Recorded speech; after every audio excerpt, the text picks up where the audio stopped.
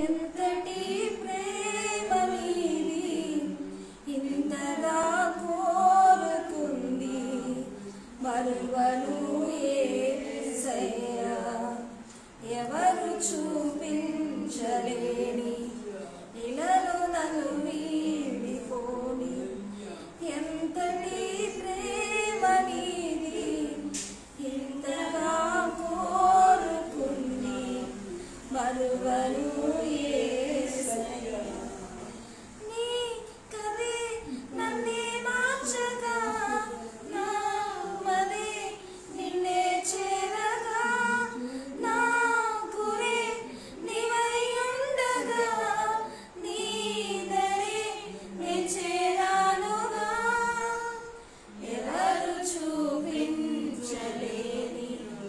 ఇలలో నన్ను వీడిపోని ఎంతటి ప్రేమ నీది ఇంతగా కోరుకుంది మరువను యేసయ్యా తీరాలే దూరమాయే కాలాలే మారిపోయే ఎదురైన ఎండమామే కన్నీటి కానుకాయే నా గుండెలో తులోన నేనలిగిపోతూ ఉన్నా ఏ దారి కానరాక నీవే వేచి ఉన్నా ఎడబాటు లేని గమనాన నిన్ను చేరుకున్న సమయాన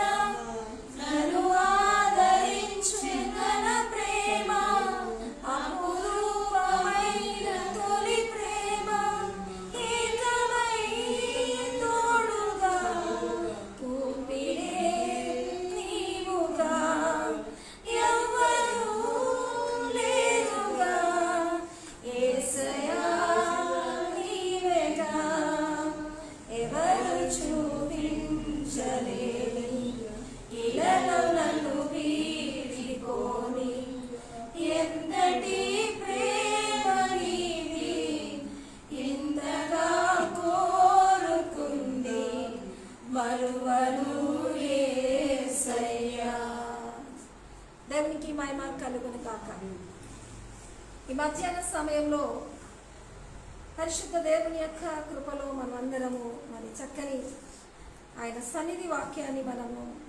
వివరించుకుందాము. దేవునికి మహిమ. హల్లెలూయా. కీర్తనలు రాసిన గ్రంథము 18వ అధ్యాయం 28వ వచనము. నా దీపమును వెలిగించువాడవు నీవే, నా దీపమును వెలిగించువాడవు నీవే, నా దేవుడైన యెహోవా నా దేవుడైన యెహోవా చీకటిని నాకు వెలుగుగా చేయును. చీకటి నాకు వెలుగుగా చేస్తాడు. దేవునికి మహిమ కలుగును గాక. ఈరోజు శ్రేష్టమైన మాట ఏంటంటే నా దీపమును వెలిగించువాడు నీవే. దీపం వెలిగించాల్సిన మరి గొప్పతనము చాలాసార్లు మన భారతీయ సాంప్రదాయంలో చూస్తే గృహిణిగా ఉన్న ఆమె దీపాన్ని వెలిగించి ఒక కుటుంబాన్ని కట్టే మరి అలాంటి దాంట్లో దీపాన్ని వెలిగించే స్థితి ఎవరు కలిగి ఉంటారంటే స్త్రీ కలిగి ఉంటుంది. కానీ ఈరోజు కీర్తనకారుడు నా దీపాన్ని వెలిగించు వాడవు నీవే. ఈ మాట విశిష్టత మన జీవిత విలువల్లో మంచి చెడు ప్రతి విలువల్లో మనము వెలుగొందాలి అని అంటే మన జీవితంలో పాపం చేసేటప్పుడు మన తెలియకుండా మల్లు కొల్పే వాటిలో పడేటప్పుడు ఎలాంటి వక్రీకరణలో మరి అంధకారానికి దగ్గర అవుతామో మనం తెలియకుండానే వాటిల్లోకి మరి అట్లా వెళ్ళిపోతూ ఉంటాం. ఒకరోజు తెలుసుకున్నాక వాటి నుంచి విడుదల, వాటి నుంచి మనల్ని కాపాడు అనే అనుగ్రహాన్ని కొరకు మరి చాలామంది క్రైస్తవులు కానీ దేవుని ఎరిగిన వారు కానీ పాస్టర్ పిల్లలు కానీ ఇలాంటి వాటిల్లో పొరపాట్లలో జీవించడానికి సాతాను మల్లు కొల్పే వాటిల్లో అది తెలియకుండానే మనల్ని దారి తప్పిస్తుంటుంది. కానీ ఈరోజు వాక్యం ఏమంటుందంటే నాకు చీకటిని వెలుగుగా చేస్తావు, నా దీపాన్ని వెలిగిస్తావు అని కీర్తనకారుడు చెప్పడంలో మనకుంటున్న చీకటి, మనం తయారు చేసుకుంటున్న మన చేదైన అనుభవాలు, మన వక్రీకరణ, మరి వీటన్నిటిలో మనం ఇరుక్కుపోయి దిక్కుతోచని స్థితి, అది మన అంధకారమే. చాలాసార్లు నేను ఒక యవనస్తుని చూశాను. చుట్టుపక్కల వాళ్ళంతా ఈ అబ్బాయికి ఎవరైనా సహాయం చేస్తే బాగుండు అని అంటున్నారు. అయితే ఉన్న వాళ్ళంతా 5, 10, 20 ఎంతో కొంత ఇస్తారు. కానీ చేతులారు చేసుకున్నది, మరి ఆయన అవస్థలో పడిపోయినప్పుడు ఆయన ఒక అవయవాన్ని కోల్పోతే ఎవరు ఇవ్వలేరు. ఎందుకంటే మనం చేతులారా చేసుకున్న పాపాలు ఉంటాయి.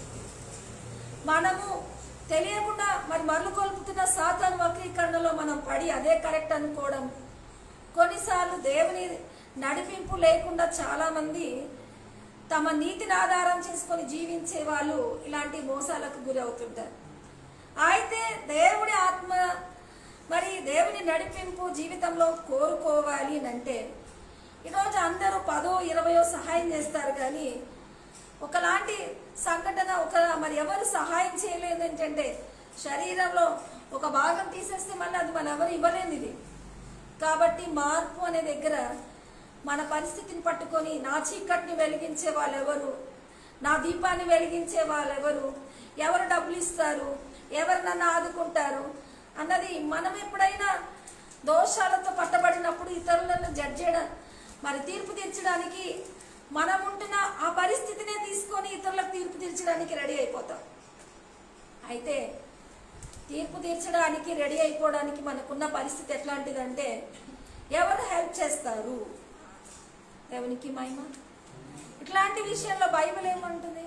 గుడ్డివారికి త్రోవ చూపించలేరు, 5, 10 ఇస్తారు. కానీ అలాంటిది కాదు. దేవుడు మన ఎడల ఇచ్చేది, మన జీవితానికి ఒక దీపం ఉంది మెయిన్.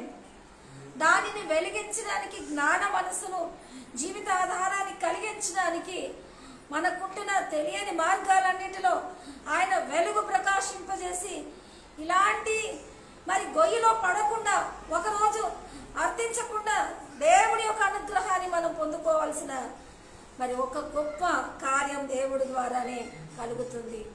దేవునికి మహిమ కలుగును కాక. ఈరోజు వాక్యంలో మరి చీకటి అంటే మన పాపమే. అందుకే కీర్తనకారుడు ఏమంటాడంటే, గాఢాంధకారపు లోయలలో నేను సంచరించిన ఏ అపాయము. ఈరోజు నీ చీకటిని వెలుగుగా చేసే దేవుడు నడిపింపు కింద ఉన్నావంటే, నలుగురికి వచ్చే కష్టాలు, నలుగురికి వచ్చే బాధలు నీకు వచ్చినా నీకు ఒక ధైర్యం ఎక్కడి నుంచి ఉంటుంది? దేవుడి సపోర్ట్ మనకుంటే. హల్లెలూయా.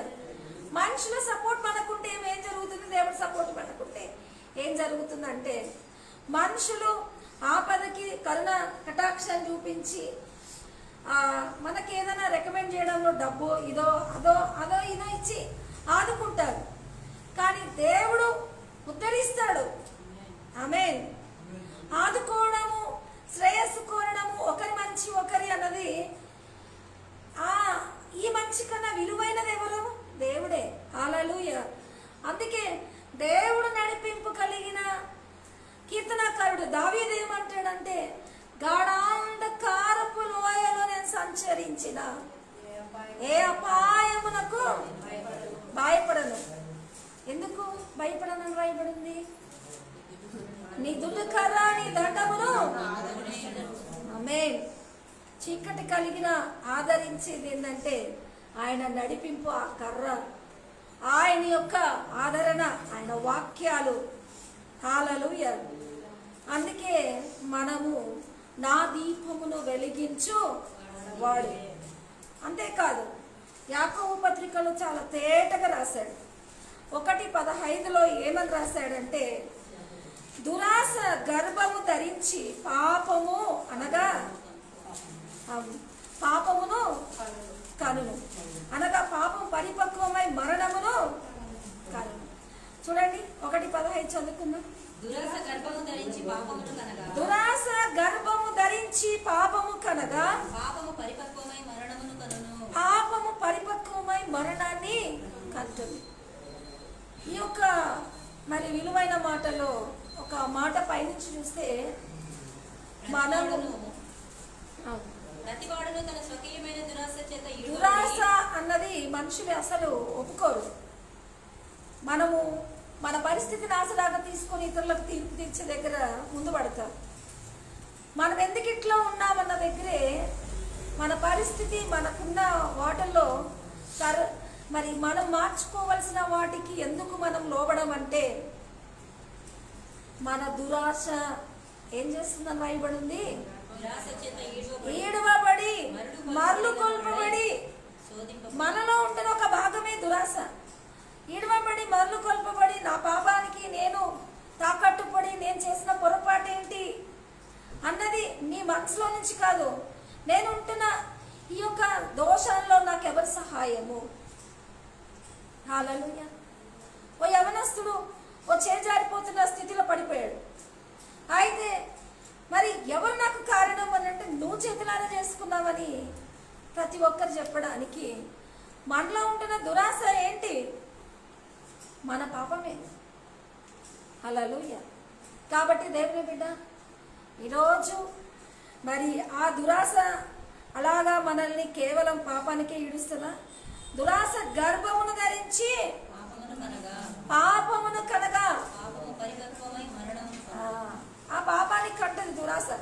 దురాశకు పోతున్నారు ఏంటంటే అవును కొన్నిసార్లు సిగరెట్ తీసుకునే వాటిల్లో, కొన్నిసార్లు తాగాలన్న వాటిల్లో, కొన్నిసార్లు అప్పుల్లో, కొన్నిసార్లు మన పరిస్థితి ఆధీనం కాకుండా ప్రయత్నించేదంతా ఏంటంటే నేను అప్పులు చేస్తున్నాను, నేను ఈ అలవాట్లలో ఉన్నాను, నేను ఈ పరిస్థితిలో ఉన్నాను, నేను ఇలాంటి వ్యవహారాలన్నీ డీల్ చేస్తున్నాను, ఇది నేను స్థితికి మించి చేస్తున్నాను, వీటి ద్వారా నాకు మేలా నష్టమా అన్నది ఒక్కసారి కూడా నిన్ను నువ్వు పరీక్షించుకోకుండా నీలో కలుగుతున్న అభిప్రాయాలకి ఏకీభవించి మరి అంతకంతకు పాపం కూర్చుకోవడం ఏంటంటే దురాశ. అది ఆ దురాశకి తాకట్టుబడి చేయాలనుకున్నది పూర్తిగా చేయడానికి వెళ్ళిపోవడానికి. ఆమేన్. హల్లెలూయా. ఈరోజు ఇలాంటి పొరపాట్లు అవుతుంటాయి. దీన్ని ఎంత వర్ణించినా, ఈ పొరపాట్ల తర్వాత ఎంత వర్ణించినా వారికి ఉన్న బాధే ఎవరు మమ్మల్ని ఆదుకుంటారన్న దగ్గర ఈరోజు పరిశుద్ధాత్ముడు అంటున్నాడు, పాపం ఎట్లా మరలు కొల్పబడతామో వివరించినప్పుడు ఆ పాపానికి ఉంటున్న స్థితి శక్తి కేవలం గర్భం ధరించి ఆ దురాశ కాస్త పాపంగా నీలో చేరువవుతుంది. పాపం కాస్త మరణం అన్నదానికి ఒక రోజు నీ అంతానికి అది ముడిపెడుతుంది. అయితే దేవుని ప్రియబిడ్డ మన పరిస్థితులు మనల్ని ఈ విధంగా మోసం చేస్తున్నా ఈరోజు వాక్యము చీకటిని వెలుగుగా మార్చే శక్తివంతుడైన దేవుని వెలుగులోకి రావటానికి దేవుడు మనల్ని మరలు కొల్పడానికి. హల్లెలూయా. ఈరోజు మనం ఉంటున్న ఊబిని వెలిగించడానికి, మనం ఉంటున్న పరిస్థితిని వెలిగించడానికి, దేవుడు చీకటిని వెలుగుగా చేయటానికి. హల్లెలూయా. నీ దీపం దగ్గర ఈ వాక్యపు వెలుగు. ఆమేన్. ఈ వాక్యం ద్వారా నీ జీవితం. అయితే పాపం అంటే చాలాసార్లు దొంగతనము, తప్పుడు పనులు చేయడం, ఇవి అవి కాదు, దురాశ. మనం మించి ప్రయత్నాలలో పడి వాటిని కొట్టుకులాడుతూ ఒకరోజు అవి మన మెడకు ఉరవుతాయంటే మనం చిలికి వానవుతున్నట్టుగా మన పరిస్థితుల్లో మనము మోసపోతున్న వాటన్నిటి ద్వారా మనమే పట్టబడడానికి అవకాశం ఇస్తూ మనం పాపానికి దగ్గర అవుతుంటాం. అయితే వాక్యం ఏమంటుంది? హల్లెలూయా. 1 యోహాను 2:1 ఒక మాట రాయబడింది, చిన్నపిల్లలారా మీరు పాపము చేయకుండుటకై ఈ సంగతులు. చిన్నపిల్లలారా మరలు కొల్పే దురాశ ఏంటి? హల్లెలూయా. ఒక్కోసారి మా అబ్బాయి కొన్ని ఏమైనా మేము మంచి వాడికి ఇష్టమైన స్వీట్స్ కానీ ఏమైనా తెస్తే వాడే తీసుకోవడానికి ఇష్టపడతాడు. ఎందుకంటే వాడికి నచ్చింది అందులో ఎత్తుకోవాలి, వాడే తీసుకోవడానికి ఇష్టపడతాడు, వాడే వాటిని తినడానికి ఇష్టపడతాడు. మనం ఇస్తే తక్కువ ఇస్తున్నామేమో అనుకుంటాడు. కానీ వాటి ద్వారా వాటి విలువ, వాటి యొక్క మనం ఇచ్చినంత కాదు, వాడు తీసుకొని తిని తృప్తి పొందడానికి వాడి కన్నులకి, వాడి హృదయానికి ఆశ వాడే కావలసినంత ఎత్తుకొని అని అన్న దగ్గర వాడి ఆశ ఏం చేస్తుందంటే వాడికి మించి తినేటట్టు చేస్తుంది. వాడి హెల్త్ ఇష్యూస్ వస్తాయి అట్లాంటప్పుడు. ఇట్లాంటి విషయాలు ఆరోగ్యాలు చిన్న చిన్న సమస్యలు మరి పిల్లలతో వాళ్ళతో వీళ్ళతో ఎగ్జాంపుల్ చేసి చెప్పొచ్చు. కానీ జీవితం హల్లెలూయా. ఈ జీవితంలో మనం ఎంచుకుంటున్న వాటిల్లో కూడా ఇట్లాగే ఆశపడి స్థితికి మించి తీసుకున్న వాటిని ఈరోజు మెడకు ఉరిలాగా పడి మనల్ని మన పరిస్థితిని మోసపుచ్చాలని చూస్తుందేమో. చాలామంది సేవకు దర్శనాన్ని కలిగి ఉంటారు. నేను వాళ్ళ జీవితంలో చూస్తే ఓ చక్కని అమ్మాయి నాకు రావాలి. ఎందుకంటే సేవా దర్శనంలో కొన్ని తక్కువ ఎక్కువ కూడా కాదు, అందంగా ఉండాలి, ఆకర్షణగా ఉండాలి, ఇలా చదువుకుని ఉండాలి, ఇట్లా ఉండాలి, అట్లా ఉండాలి. అయితే సేవ దర్శనం కలిగి ఉన్నప్పుడు సేవ చేసే అమ్మాయి ఉంటే చాలు అన్నది కాదు, ఇది కావాలి ఇది కావాలి. అయితే అందంగా ఉంది, చదువుకునింది, తర్వాత మాట పడలేదు, తర్వాత వెళ్ళిపోయింది, తర్వాత విడిపోయారు. ఇట్లాంటి దురాశ ఏంటంటే ప్రభువుకి లోబడి ప్రభువు నడిపింపు కాకుండా మరి దేవుడు చిత్తానికి నిలబడాలనుకుంటున్నావు, మనసులో ఉన్న ఆశకు కూడా తాకట్టు పడుతున్నావు. నీకు నచ్చిన అమ్మాయిని పెళ్లి చేసుకుని ఇట్లా ఉండాలని ఈ ఆశకి, అటు దేవుడు చిత్తంలో కూడా జీవించాలని ఆ ఆశకి, రెండిట్లో మరి ఒకటి ఉంటుంది ఒకటి పోతుంది. ఏది ఉండాలి? వదిలేస్తే ఆ అమ్మాయిని బట్టి దేవుడిని వదిలేయాలి, లేదంటే దేవుడిని ఎన్నుకొని అమ్మాయిని వదిలేయాల్సి వస్తుంది. ఇట్లాంటి సేవకుల్లో చాలామంది ఇట్లాంటి పొరపాట్లలో తర్వాత సరి చేసుకొని తగ్గాల్సిన అవసరం వచ్చింది. అయితే దైవిక నీతి ఈరోజు మనకి చక్కని ప్రబోధన ఇస్తుంది. హల్లెలూయా. అదేంటంటే చిన్నపిల్లలారా మీరు పాపం చేయకుండా ఉండనట్లుగా ఈ సంగతులు. చాలాసార్లు మా పిల్లల కోసం నేను ఎగ్జాంపుల్స్ చెప్తుంటాను. ఇంకా చిన్నపిల్లలు అయితే ఊరుకుంటారు, పెద్దలే చెప్తే ఊరుకోరు. కానీ జీవితాల్లో కూడా అట్లే ఆ చిన్నపిల్లలాగే ప్రవర్తిస్తారు అన్నది మరి దేవుడు. చిన్నపిల్లలారా అంటే చిన్న చిన్న వాటికి తాకట్టుపడి మరి అతి సులువైన వాటితో శోధింపబడుతున్న, భ్రమకు లోనవుతున్న, సాతాను ఉచ్చులో పడిపోవలసిన నేటి క్రైస్తవుల జీవితంలో దేవుడు చక్కని మార్గదర్శిగా మాట్లాడుతున్నాడు. అయితే ఏమని చెప్తున్నాడు? ఈ సంగతులు మీకు రాయించున్నారు, పాపం చేసిన ఎడల నీతిమంతుడైన యేసుక్రీస్తు అను ఉత్తరవాది తండ్రి యొద్ద మనకున్నాడు. ఆమేన్. పాపం చేస్తే ఏంటి? పాపం అంటే ఏంటి? తప్పులనే దగ్గర కాదు, దురాశ చేత మరలు కొల్పబడి మరి మీరు పాపాన్ని గర్భం ధరించి మరణాన్ని ఒకరోజు మీ జీవితానికి అది ఎండింగ్ లాగా, మీ జీవిత వినాశనం లాగా, మీకు ఇది మీ విలువలని అది పట్టే, మిమ్మల్ని దోషిగా చూపించే మరి మీ యొక్క విలువలన్నింటిలో దేవుడు ఏమంటున్నాడంటే హల్లెలూయా, యేసు అని ఒక ఉత్తరవాది మనకుంటున్నాడు. ఉత్తరవాది అంటే ఏంటి? మన పక్షాన మనం ఎక్కడ తప్పు చేశాము, మనం ఏ విధంగా తప్పు చేశాము. ఒక రకంగా కింద ఫుట్ నోట్లో ఏమని ఉందంటే ఆదరణకర్త. మనము మరి తెలిసి తెలియని చేసిన పొరపాట్లకి ఆదరణకర్త. అక్కడే కింద వచనంలో చూసినట్లయితే రెండవ ఆయనే మన పాపములకు శాంతికరమై ఉన్నాడు. మన పాపములకు మాత్రమే కాదు సర్వలోకములకు శాంతికరమై ఉన్నాడు. ఆమేన్. సర్వలోకానికి కూడా శాంతికరమై. అదెట్లా? మనం చేసుకున్న పొరపాట్లకి దేవుడు ఎట్లా శాంతికరము? ఇది మన పాపాలకి ఆయనకి ఏంటి సంబంధము? హల్లెలూయా.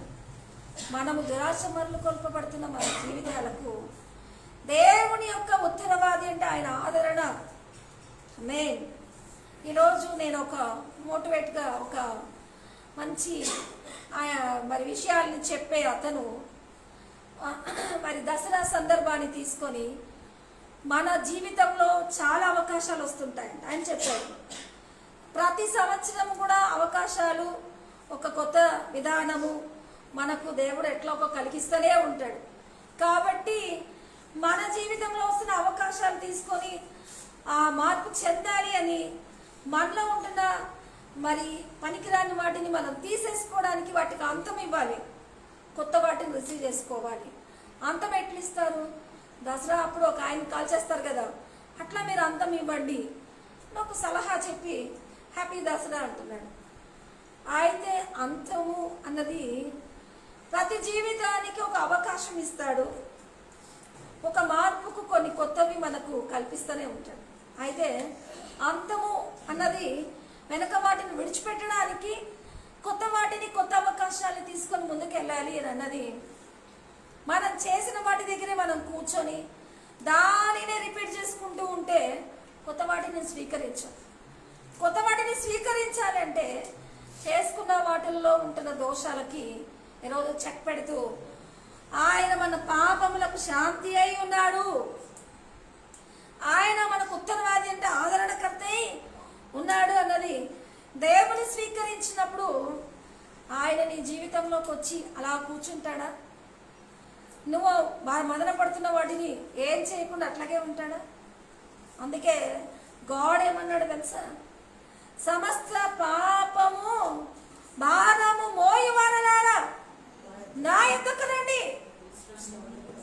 అట్లాగే కూర్చోడు. ఏం చేస్తున్నాడు? నేను మీకు విశ్రాంతిని ఇస్తాను, నా కాడి సులువు, నా దగ్గర మీరు నేర్చుకోండి. దేవుడి రీత్యా మనం ఎట్లా వచ్చామో వాటి నుంచి తెలియకుండానే ఒక ఆవిడ చాలా అప్పులు చేసింది. అప్పులు చేసినప్పుడు ఒకరోజు ఆమె ఆ అప్పుల్ని ఊపిరి పీల్చుకోలేక చచ్చిపోవలసిన పరిస్థితి తాకట్టుబడి తన జీవితానికి అది అంతంగా మారిపోయింది. అయితే ఆమె తెలుసుకున్న రోజు ఇన్ని అప్పుల్ని నేను ఏ రకం కూడా తీర్చలేను, ఇందుకు నేనేం చెయ్యాలి అన్న ప్రశ్నకి ఇంకా అప్పులోలకు జవాబు ఇవ్వలేను, పరిస్థితిని ఎదుర్కోలేను, ఎటు మార్గం ఏర్పడట్లేదు, మేము చావాలి అని భార్యాభర్త నిర్ణయం తీసుకున్నారు. అయితే ఒకరోజు యేసుప్రభు ఆమెకున్న విపరీతమైన తల నొప్పి దగ్గర ఆమె దేవుడి దగ్గరకు వచ్చినప్పుడు ఆమెకు ప్రార్థించినప్పుడు చేసినప్పుడు ఆ తలనొప్పి స్వస్థత ఇచ్చాడు. అదే రాత్రి దేవుడు దర్శనం ఇచ్చి ఆమె దగ్గరికి వెళ్ళి నీ సమస్యలు ఏంటి అని అడిగాడు. అయితే ఉన్న సమస్యలన్నీ చెప్తూ చెప్తూ చెప్తూ చెప్తూ ఆ దర్శనంలో ఆమె మరి తను బట్టలు ఐరన్ చేస్తూ ఈ సమస్యలు చెప్పే దగ్గర అది అట్లాగే వదిలేసిందండి. ఆ దర్శనంలో ఆమె చెప్తూ వదిలేసిన చెప్పినాక అవన్నీ ఏం చేసిన ఐరన్ బాక్స్తో అవన్నీ కారడం మొదలుపెట్టింది. ఎప్పుడైతే ఆమె సమస్యలు చెప్పి ఎక్కి ఏడుస్తున్నప్పుడు ఆ వచ్చిన వ్యక్తి ఆమె సమస్యలు వినడమే కాదు, కాలిపోయిన వస్త్రములు కూడా తిరిగి బాగు చేశాడు. అప్పుడు ఆమె ఈ దర్శనము ఒక్కసారి యేసు ప్రభు దగ్గరికి వెళ్ళగానే నాకు చూపించాడని ఈరోజు దేవుని నమ్ముకొని సమస్త పాపములకు శాంతిని పొందుకున్నది. హల్లెలూయా. ఈరోజు ఆమె సమస్యలు తీరడానికి దేవుడి ద్వారం తెరిచాడు. దేవుని ప్రియబిడ్డ, మనకు మన విలువలకు మనం ఉంటున్న జీవితానికి సంబంధం లేకుండా దేవుణ్ణి ప్రేమించే మరి ఏంటంటే కేవలం భక్తి భావన మాత్రమే. కానీ ప్రతి పరిస్థితిలో దేవుని నడిపింపు కావాలి అంటే అది గాఢాంధకారపు లోయలో ఉన్న నీ నడిపింపు, నీ ఆదరణ నాకు కావాలి. ఎందుకంటే దేవుడి నడిపింపు మనకి, నేను వాళ్ళ కోసం మేము ప్రేర్ చేసినప్పుడు ఎట్లా చేశానంటే పాపానికి ఉన్న మగత ఎట్లుంటుందంటే తెలియకుండానే మనల్ని ఒకరోజు తెలుసుకుంటానికి కొన్ని లక్షల అప్పులో మనం ఉండిపోతాం. తెలియకుండానే మనలో కలిపి ఒక రోజు నిలబెట్టే చూసరికి ఎన్ని లక్షల అప్పు ఉంటుందంటే, అయితే తెలియకుండా దీనికి దానికి దీనికి దానికి దీనికి దానికి తెచ్చుకొని తెచ్చుకొని తెచ్చుకొని మనం తీర్చుకుంటాంలే అని లే అని తెచ్చుకున్నది ఎంత అవుతుంది? చిలికి వానై నువ్వు మునిగిపోయేంత సముద్రం అయిపోతుంది. తర్వాత ఆ ఊబిలో పడి నువ్వు పైకి రాలేకపోతా, ఆ పరిస్థితి నిన్ను మోసగిస్తా. ఇలాంటి పరిస్థితిలో పరిష్కారాన్ని దొరకక ఎంతగానో మరి బాధపడే దగ్గర హల్లెలూయా దేవుని నడిపింపు, దేవుని యొక్క ఉత్తరవాది. ఈరోజు మీ పాపములకు శాంతి. మరి మన పాపములకే కాదు, ఎవరెవరి పాపాలకు?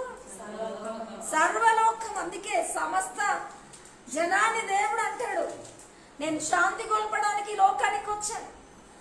మరి పాప భారం మోయవారలారా నా యొద్దకు రండి, నేను నీకు విశ్రాంతిని ఇస్తా. ఆమేన్. ప్రభు యొద్ద మన పరిష్కారం ఉంది. ప్రభు యొద్ద మనకేమున్నది? పరిష్కారం ఉంది. పరిష్కారం ఉంది అన్నది మరి భక్తి భావన వరకే తీసుకుంటున్న దేవుడు పరిష్కరిస్తాడు అన్నది మీ మనసుకు ఆచూకీ తెలియనప్పుడు మీ భక్తి భావన ఏంటంటే భగవంతుడు ఉన్నాడండి అంటారు, కానీ ఆ భగవంతుడు ఇప్పుడు నీ జీవితంలోకి రావటానికి ఇష్టపడుతున్నాడు. ఆమేన్. హల్లెలూయా, హల్లెలూయా, హల్లెలూయా, హల్లెలూయా, హల్లెలూయా. నీ జీవితంలోకి రావటానికి ఇష్టపడుతున్నాడంటే ఆయన ఆహ్వానించాలి. మరి ఇంకా భక్తి భావన వరకే కూర్చోబెట్టడం కాదు, ఆయనను ఆహ్వానించి ఆమేన్ నీ విలువలన్నిటికీ ఆయన అధికారం. అందుకే నీ ప్రవర్తన అంతటిలో ఎవరిని ఒప్పుకోవాలి? దేవుని అధికారమును ఒప్పుకుంటే ఆయన నీ జీవిత మార్పుకి నీ ఎడల కార్యం చేయడానికి. ఆమేన్. అందుకే నేను ఇంతకుముందు ఒక హిందీ సాంగ్ పాడాను. ఆ పాటలో మరి ఎంతో బాధ, ఆ బాధలో మరి దేవుని సహాయత मैं बेटिकाना भटकता रहा, आसरा देने तू आया पास, सीने से लगा के आंसू मिटाया, प्रेम नहीं कोई तेरे समान, सीने से लगा के आंसू मिटाया, प्रेम नहीं कोई तेरे समान, आराधना आराधना आराधना. అవును, సహాయత లేక కూర్చున్నాం, మూర్ఖంతో ముద్ద వేసుకున్న ఆలోచనతో కూర్చున్నాం. ఒక్క నిమిషం సరిపోదామా? ఒక నిమిషం ఏమవుదామా? ఒక నిమిషం మనకి పరిష్కారం ఏంటి అని అనేక ప్రశ్నలతో విమర్శలతో. మరి ఇంకా మూర్ఖపు యొక్క తత్వం ఏంటంటే నేను ఉంటున్న ఈ స్థితిలో నాకెవరెట్లా చూశారు అన్నది. మళ్ళీ వాళ్ళందరినీ గుర్తు చేసుకొని వీడు సహాయం చేయలే, అది సహాయం చేయలే, వాళ్ళు సహాయం చేయలే, వీళ్ళు సహాయం చేయలే అని మనసు ప్రశ్నార్థకమై ఇంకా ఇట్లాంటి చింపిరి జీవితాన్ని కలిగి అస్థిరమైన ఆలోచనలతో మరి మనసు విచలవిడితనానికి ప్రేరేపించబడి శోధన అంటారు దీనిని. హల్లెలూయా. అయితే లోపల ఉన్న బురదనంతా లేపేదేంటి? తరంగాలలో ఊరికే కదిపినప్పుడు ఆ తరంగాల కెరటాలు అట్లా సైలెంట్ అయిపోవాలి అని అంటే, బురద పైకి రాకుండా ఉండాలి అంటే నిశ్శబ్దత. హల్లెలూయా. మరి మా ఊరికే ఉండడం వల్ల దేవుని నమ్ముకొని నీ సమస్య ఆయనకు అప్పగించడంలో నీకు మార్గాన్ని తెరుస్తాడంటే హల్లెలూయా. ఆమేన్. దేవుడికి మన భక్తి భావానికి ఏం సంబంధం అబ్బా అంటే, బైబిల్లో ఒక మాట ఉంది. మన ప్రధాన యాజకుడు ఏమని రాయబడింది? మనతో సహా అనుభవం గలవాడు కాదు కానీ సమస్త విషయంలో మనవలే శోధింపబడి అని రాయబడింది. సమస్త విషయంలో మనలాగే శోధింపబడి మనలాంటి అనుభవం కలిగిన వాడుగా ఎవరు ఉంటున్నాడు? యేసు ప్రభు ఉంటున్నాడు. కనుక నీ పరిష్కారము, నీ జీవితానికి మార్గం ఇవ్వడానికి దేవుడికి సాధ్యమా కాదా? కనుక సాధ్యమన్న వాళ్ళకి ఇప్పుడు అనండి, నా దీపమును వెలిగించేవాడు. నేను మరి బైబిల్లో జ్ఞానురాలు తన ఇల్లు కట్టుకుంటుందంటే, మన సాంప్రదాయంలో ఒక స్త్రీ ఇంటికి దీపము, ఆమె ఇల్లు వెలిగిస్తుంది. అట్లాంటి మరి పరిష్కారానికి ఒక సమభాగంగా ఉంటున్న స్త్రీ ఏం చేసిందంటే, ఇలాంటి సమస్యలు ఉన్నాయని భార్యకి చెప్తే, రా మనిద్దరం ఉరేసుకుందాం అనిందంట. రా మనిద్దరం, పరువు పోయింది, ఉరేసుకుందాం. ఇదేనా వెలిగించడం అంటే? పరిష్కారము లేదు. ఇట్లాంటి వాటిల్లో ఎవరైనా దేవుని ఆశ్రయించాలి అన్నది ఆయన ఎలాంటి వాడై ఉంటున్నాడు? మన ప్రధాన యాజకుడు. హెబ్రీ 4:15లో రాయబడి ఉంది, మన ప్రధాన యాజకుడు మనతో సహానుభవం లేనివాడుగా కాదు గాని సమస్తములో మనవలే శోధించబడి ఆయన పాపం లేకుండా ఉన్నాడు. అంట బిడా, నీ వలె శోధించబడి ఎట్లా ఆయన గిట్టానయ్యాడు అన్నది, ఆ పాపం లేకుండా ఆయన ఎట్లా నిలబడ్డాడు అన్నది ఈరోజు నీకు నాకు అంటున్నాడు. నా దగ్గరకు వచ్చి నేర్చుకోండి, నేను మిమ్మల్ని విడుదలిస్తాను, మీ జీవితాలు ఉద్ధరిస్తాను. ఆమేన్. అందుకే దేవుని సన్నిధికి దేవుడి ద్వారా వెలుగొందాలి అని అంటే హల్లెలూయా. 1 తెస్సలోనిక 5:9లో ఎందుకనగా మన ప్రభువైన యేసుక్రీస్తు ద్వారా రక్షణ పొందడానికి దేవుడు నియమించాడు గాని ఉగ్రత పాలవ్వడానికి. ఎందుకు? చర్చికి వస్తే మీ సమస్య పరిష్కారం దొరుకుతుంది అన్నది. అయ్యా బాబోయ్, ఇలాంటి తప్పులు చేసాము, చర్చికి వస్తే తప్పులు చేసినప్పుడు మలినమైన జీవితంతో ఎలా రావాలి అని అనుకుంటారు. అందుకే పాపులు మరి మలినం కలిగి ఉంటారు, పాప హృదయము, ఆంతర్యము. నాకు ఒక సిస్టర్ చర్చికి రాలేకపోయింది. రవ్వ ఈ మధ్యనే వాళ్ళు దోషభరితంగా ఉంటారని, ఏదో వాళ్ళని మరి పీడించబోతుందని దాని కళ వారికి ఏదో మరి కళ ద్వారా ఏదో దుష్టాత్మ వాళ్ళని మరి బెదిరించింది అనేది నేను విన్నాక వారి కొరకు ప్రార్థన చేస్తే మరి ఆయన సన్నిధికి ఒక రోజు దూరం అయిపోయారు. అప్పుడు నాకు ఏం చూపించారంటే, వారు మాటలతో ఒకరొకరు అవమానపరుచుకుని వాళ్ళ ఉమ్ము వాళ్ళ మీద వేసుకుని వాళ్ళ అపవిత్రపరుచుకుంటున్నట్టుగా అయిపోయి వారు ఆయన సన్నిధికి దూరం అయిపోవడానికి వాళ్ళ మాటలు వాళ్ళ మరి సిద్ధపాటు లేని మనసుగా వారిని ఏం చేస్తుంది, దాగి ఉండాలన్నది.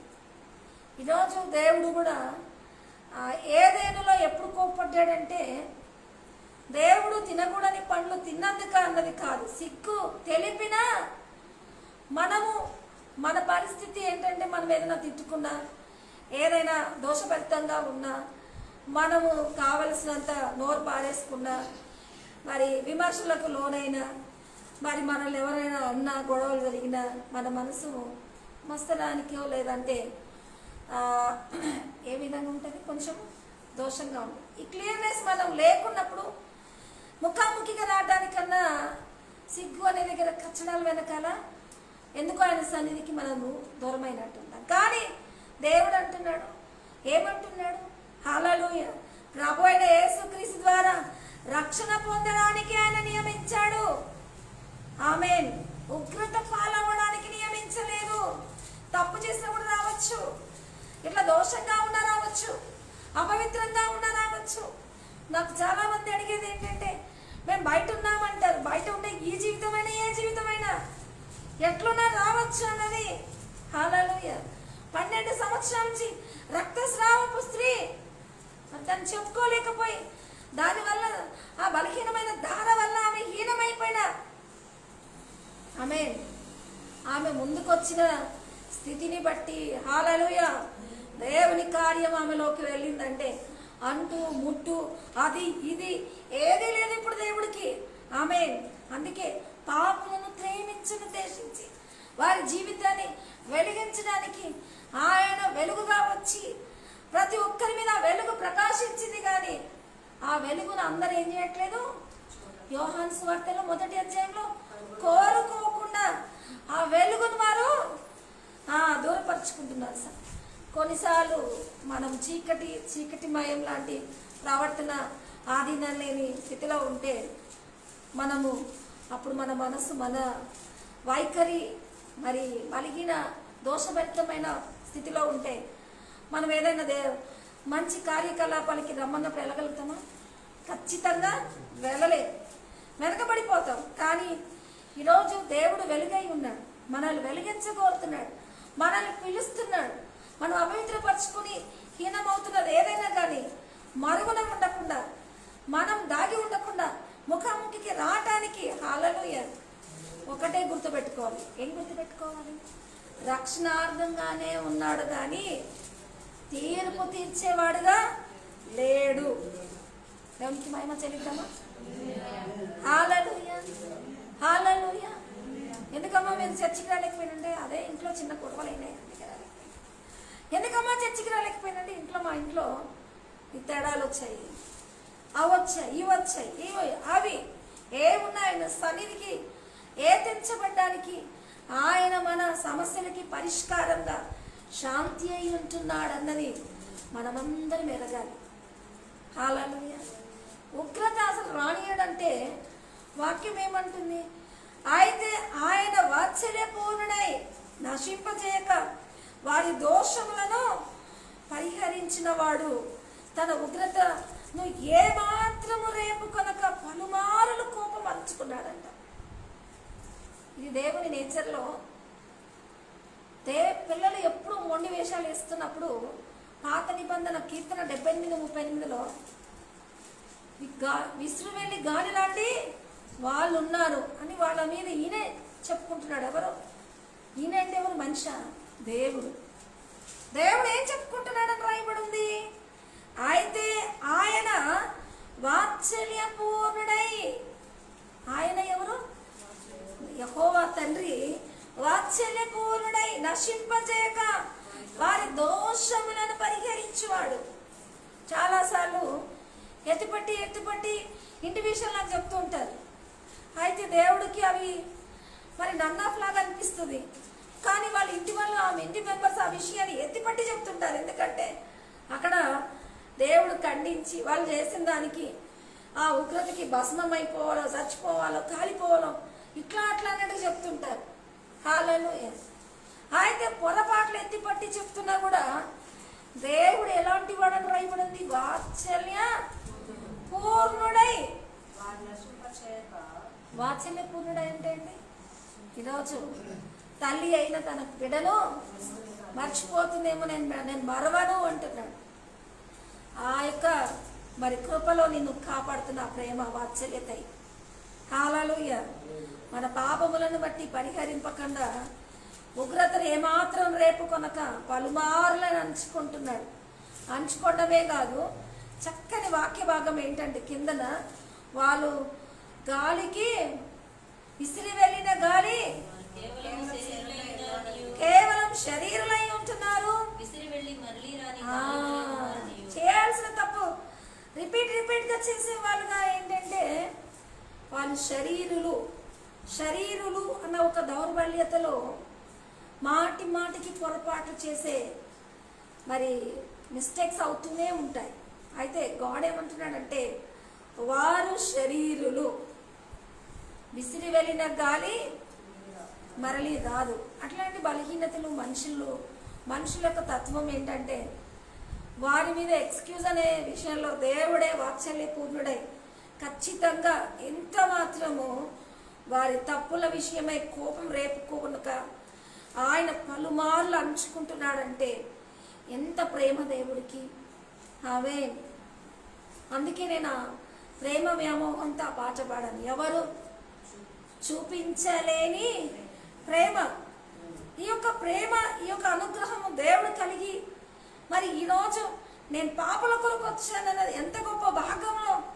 మరి ఈ లోకంలో అందరూ ఆ ప్రేమలో ఉద్ధరించబడ్డానికి తన ప్రేమ, తన ఉగ్రత రేపు కొనక ప్రతి ఒక్కరు రక్షణార్థంగా పట్టుబడాలని కోరుకుంటున్నాడంటే ఈరోజు నేను చచ్చిపోతున్నా, నా జీవితం అంతము, నాది ఇంతే, నేను ఇంతే, నా పని ఇంతే అన్న వాళ్ళందరూ దేవుడి సన్నిధికి రావాలి. ఆమేన్ ఆమేన్. ఈరోజు మీ పాపాలు జ్ఞాపకానికి తీసుకురావడము, ప్రతిదాన్ని మీకు రిమైండ్ చేయడము ఎవరి పని అంటే సైతాన్ పని. దేవుడు ఏమంటున్నాడు? తూర్పునకు పడమన ఎంత దూరము, నేను జ్ఞాపకం చేసుకోనంతగా మీ పాపాలు నేను మర్చిపోవడానికి అంత దూరానికి వాటిని దూరపరిచాను. కానీ ఎప్పుడు మన దోషాలు ఎదురుగా పెట్టి మనం పాపి అని మనల్ని ఊరికే మన బలహీనతలలో మనల్ని చూపిస్తూ మనకి ధైర్యం లేని వారుగా పిరికివారిగా బలహీనులుగా ఈ యొక్క రిమైండ్ చేసేది, జ్ఞాపకం చేస్తూ మనల్ని బలహీనపరిచేది ఎవరు? సైతాను. ఈరోజు దేవునికి తీర్పు తీర్చట్లేదు. నేను ఎంత మాత్రం ఉగ్రత అయితే తీర్పు తీర్చి మరి ఒకరినన్నా అంటావు, నువ్వన్నా అనుకుంటావు, నువ్వు సైతాన్లో ఉంటున్నావు. ఒకరినన్నా అంటావు, నువ్వన్నా అనుకుంటున్నావు అంటే నువ్వు ఎక్కడున్నావు? సైతాను శోధనలో ఉంటున్నావు. గుర్తెరిగి ఈరోజు దేవుని ప్రేమకు దగ్గర అవ్వాలి అంటే హల్లెలూయా మనం ఏం చేయాలి? ఏం చేయాలి? వాక్యం ఏమంటుంది? మన ప్రభు అయిన యేసుక్రీస్తు దీర్ఘ శాంతము రక్షణార్థమని ఎంచుకొనండి అన్న దగ్గర ఆయన దీర్ఘశాంతం, ఆయన తీర్పు తీర్చకుండా ఇంకా ఉంటున్నాడంటే నువ్వు మారుతావేమో అన్నది. నీ రక్షణార్థంగా దేవుడు నిన్ను ఆ దీర్ఘశాంతం కలవాడై ఇంకా చేతులు చాపి వాక్యం ద్వారా నేను ఆహ్వానిస్తున్నాడంటే దేవుడు మానవుల ఎడల ఒకే ఉద్దేశం కలిగి ఉన్నాడు. కానీ 2-3 ఉద్దేశాలు చూపించి జీవితాన్ని మరి విమర్శకు లోన్ చేసేది సైతాన్. ఒకే ఉద్దేశం ఏంటంటే అప్పుడు మనం క్యారెక్టర్గా ఉన్నప్పుడు మనం ఏం చేస్తామంటే బడాయి పలుకులు పలికి ఇట్లా ఉంటాం. క్యారెక్టర్ హీనమైపోతే అసలు నేను ఎందుకు పనికిరన్నా, అలాంటి పాపి భూమి మీదే బతకకూడదు అని అనర్హతగా ఫీల్ అయ్యి మనమేం నాకు చావు రావాలి, మనమే భూమి మీద వేస్ట్, ఇది వేస్ట్, అది వేస్ట్, వేస్ట్ వేస్ట్ వేస్ట్ అని వేస్ట్ కింద పడేస్తున్నావు. కానీ దేవుడు ఎంత మాత్రం తీర్పు తీర్చని వాడుగా, ఉగ్రతను అంచుకుంటున్న వాడిగా, వాత్సల్యతను ఎప్పుడు కలిగిన వాడిగా, ఈ దీర్ఘశాంతం రక్షణార్థంగా నీ ఎడల కలిగి ఉంటున్నాడంటే ఆమేన్.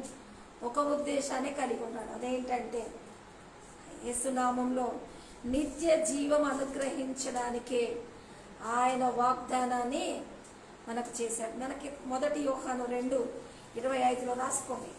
ఈ మాటను బాగా రాసుకోండి. దేవుడు ఏమి ఇవ్వడానికి ఇచ్చాడు?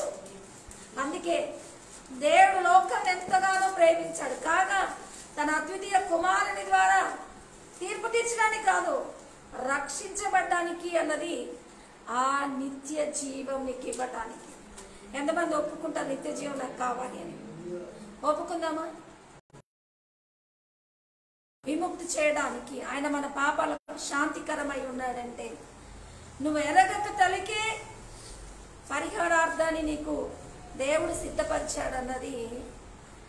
దేవుడి వాక్యానికి విలువకి దేవుడిని ఆశీర్వదించబోతున్నాడు. ఈరోజు నాకు ఒక సహోదరి ఒక దర్శనాన్ని చెప్పింది. నాకు ఈరోజు ఒక కళ పడింది అని.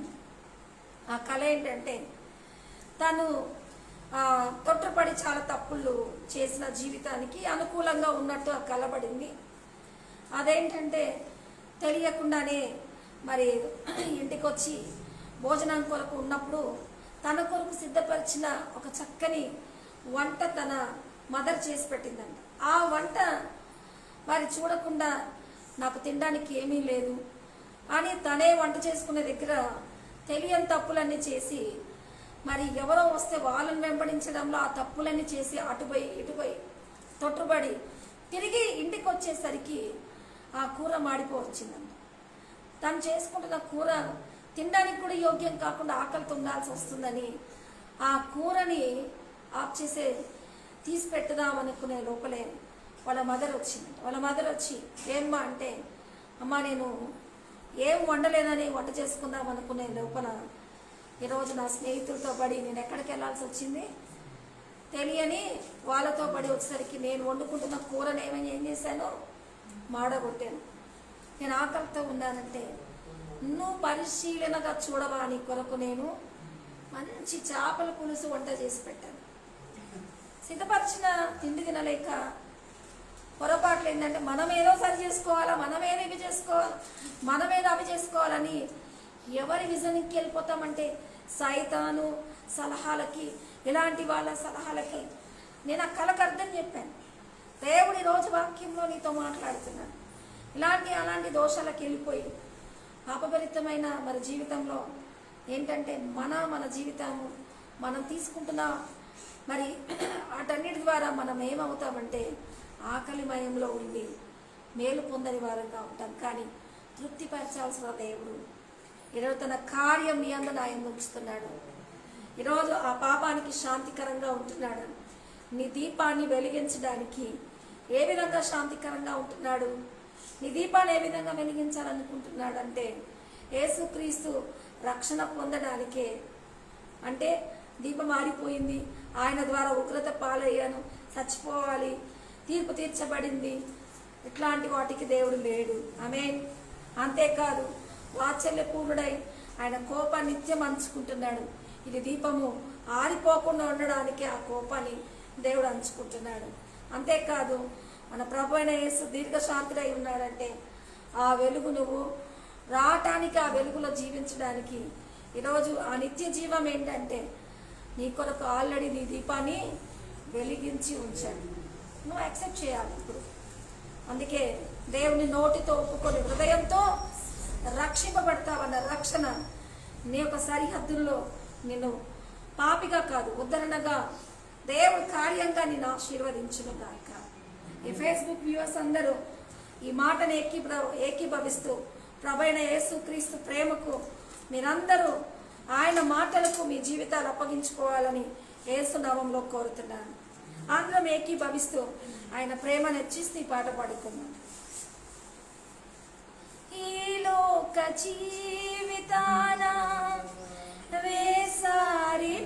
వేసారిపోతున్నా విలువైన నీవు వాక్యం వెలిగించిన ప్రాణం నీ సన్నిధానమందు సియోను మార్గమందు నీ దివ్య సేవలోనే నడిపించిన ప్రభు. ఈ లోక జీవితాన వేసారిపోతూ ఉన్న విలువైన నీ వాక్యం వెలిగించిన ప్రాణం నీ సన్నిధానమందు సియోను మార్గమందు నీ దివ్య సేవలోనే నడిపించిన ప్రభు. ఈ తోటి సాగు పయనాన నన్ను వీడలేదు క్షణమైన నీ స్వరము చాలు ఉదయాన నిన్ను వెంబడించు తరుణాన శాశ్వత ప్రేమతో సత్యవాక్యంబుతో నిత్యము తోడుగా నిలిచిన యేసయ్యా ఎవరు చూపించలేని ఇలలో నన్ను వీడిపోయి ఎంతటి ప్రేమ నీది ఇంతగా కోరుతున్నా మరువను యేసయ్యా. హల్లెలూయా. నిత్య జీవం అనుగ్రహించడానికి దేవుడి లోకానికి వచ్చి నిన్ను నన్ను మరి మనం ఎరగక తలకే మన కొరకు ప్రాణం పెట్టిన ప్రేమ. దేవుని ప్రియ బిడ్డ, ప్రతి ఒక్కరి జీవితం కొరకు దేవుడిస్తున్న రక్షణను పొందుకోవడానికి ఆయన ప్రేమ ప్రతి హృదయాన్ని తాకుతుంటుండగా ఇంకా మూర్ఖంతో ముద్ద వేసుకున్న అభిప్రాయాలు విడిచిపెట్టి దేవుడి కొరకు ఆయన సన్నిధిలో ఆయన అనుగ్రహంలో నీ పాపములు ఒప్పుకొని క్షమాపణ విడుదల రక్షణ మారు మనస్సుకు హల్లెలూయా. ఎంతైనా నమ్మదగిన దేవుని యొక్క కృపలో ఆ గొప్ప వాత్సల్యతను పొందుకొని ప్రభువు నామంలో ఆయన రక్షణ స్థితిలో సంపూర్ణుడిగా సాగిపోమని నీ కొరకు ప్రభు కృప అనుగ్రహిస్తుంది. దాగి ఉంటున్న జీవితం నుంచి బయటికి రమ్మని ఆజ్ఞాపిస్తుంటున్నాను. నజరేయుడేస్తున్నాములో తెలియకుండా ఎట్లా అప్పులైనాయి తిరిగి అప్పులు విడుదల కలుగునగా, ప్రతి దోషం నుంచి విడుదల కలుగునగా, ప్రతి పాపం నుంచి విడుదల కలుగునగా, ప్రతి ఒక్క చీకటిమయమైన కీడు నుంచి విడుదల కలుగునగా. హల్లెలూయా. స్వార్థం నిన్ను బంధిస్తున్న ఆ యొక్క స్వరీతి నుంచి విడుదల కలుగునగా. యేసు శక్తి కలిగిన నామం పేరిట ప్రతి ఒక్కరికి విడుదల రక్షణ సమాధానం విప్పుతుండగా ఎవరైతే ఈ వాక్యాన్ని, ఈ యొక్క సాక్ష్యాన్ని, ఈ యొక్క ప్రార్థనని స్వీకరిస్తున్నారో వారి ఆంతర్యంలో కార్యరూపి అయి వారికి ఇప్పుడే సమాధానం, నేను విడుదల ఇవ్వబోతున్నాను, విడుదల చేస్తున్నాను.